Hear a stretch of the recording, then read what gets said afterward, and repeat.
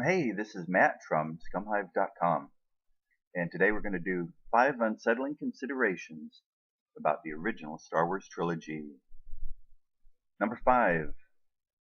Obi-Wan and Yoda turn a blind eye to potential incest. Obviously, we were all retro-grossed out by the 2 incestuous, full-mouthed kisses that Leia planted on her twin brother Luke. The first was in Episode 4, and then we saw it again in Episode 5. But what's more disturbing?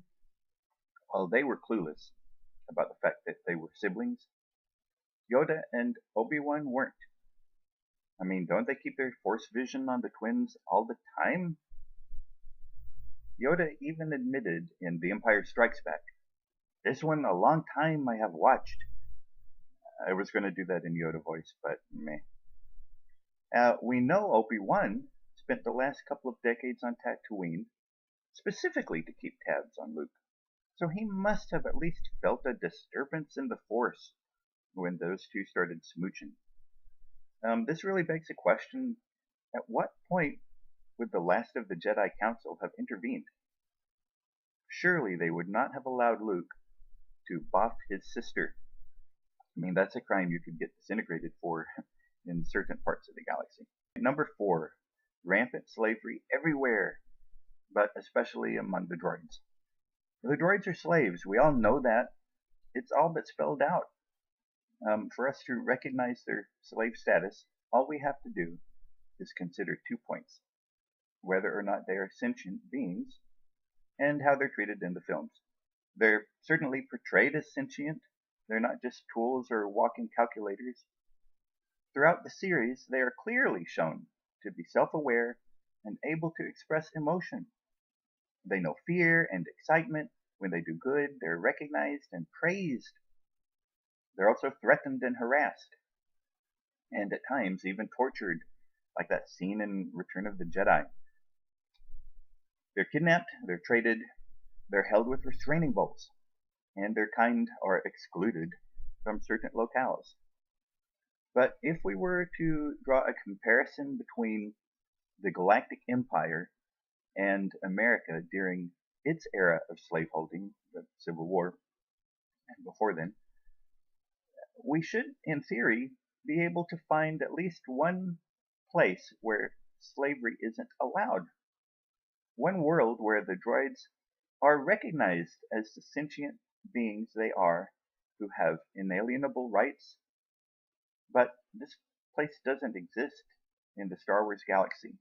Nowhere is it shown, or even hinted at, that droids have a safe haven to flee to if only they could have managed to escape their masters long enough. So, either droids are built to perfectly emulate emotional behavior, basically just pretending, even at times when they're alone, or only with the other droids, which doesn't really make sense why they would pretend at that time, or they're knowingly built to be cognizant creatures, enslaved at birth, and kept alive for as long as they serve a purpose. That's just wrong. Alright, number 3, it's people! Or, yes, the Ewoks eat human beings. Well, Ewoks eat people. That's another thing that they didn't try to slip under the radar. It was right up there on the screen, in our face.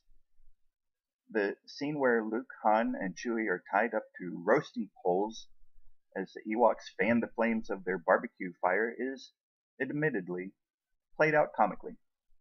But the exact same scene could have easily been, and perhaps should have been, shown as a circumstance of pure horror.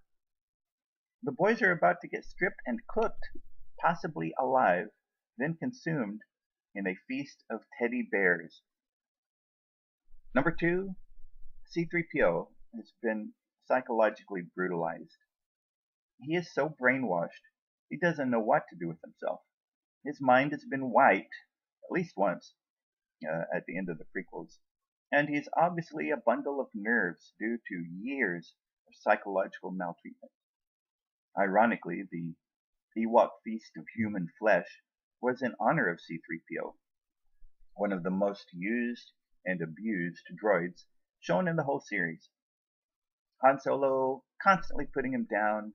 He was blown to bits and reassembled with his head on backwards by a Wookiee starship mechanic who, sorry, he must have known what he was doing, but he was doing it wrong. Meaning Chewie probably did it just to be malicious. C-3PO had a perfect chance to let these guys, his master and tormentors, be put out of the picture at last by these darn Ewoks. But dupe that he is, C-3PO instead assisted them in regaining their own freedom, so that they might presumably continue to suppress his. So perhaps he, like the other droids, suffers from Stockholm Syndrome and has formed some kind of sick bond with his captors. Last is Han Solo, the worst villainous scum ever. For a smuggler, Han Solo seems incredibly naive, I'm sorry. Within moments of meeting Obi-Wan, the legendary Solo has agreed to take the retired Jedi Master and his young charge rip-roaring across the galaxy for only a handful of credits, but with the dubious promise of 15,000 more upon arrival. Now this is coming, mind you, from a somewhat homeless-looking old man in tattered robes that he's been wearing for decades, who is accompanied by a clearly dirt-poor moisture farmer's kid. Where, one wonders, does Han think this duo is going to scrounge up 15,000 credits at the other end of their destination of Alderaan? And, Han is banking on that money too. He's literally banking on it to save his hide from Jabba's bounty hunters, one of which happens to stumble across him as soon as Obi-Wan and Luke leave. Han may shoot first, but otherwise he really comes across as a pretty innocent character if he so easily trusts two strangers in Mos Eisley Cantina, a place hardly known for its above-board business dealings. Well, that's it. 5 things to ponder and nitpick for the week. We'll have out another 5 soon before tackling the prequels. If you enjoyed this, please consider subscribing to Scum Hive's YouTube channel and also visit scumhive.com.